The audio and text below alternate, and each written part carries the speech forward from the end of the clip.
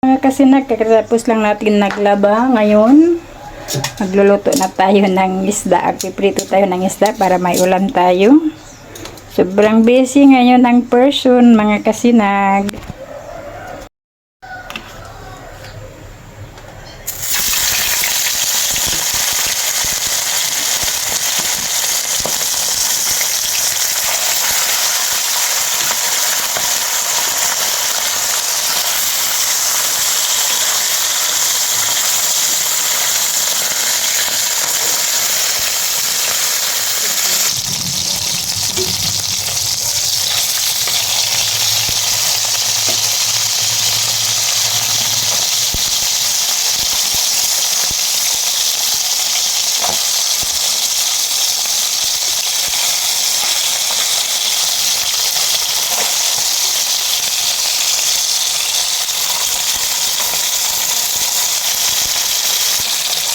Itong luto na ang ulam natin sa tanghalian, itong isda.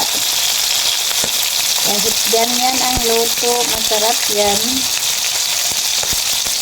Hanggang dito na lang ang video natin. Thank you for watching and God bless everyone. Guys, masaya na tayo. Mayroon na tayong ulam.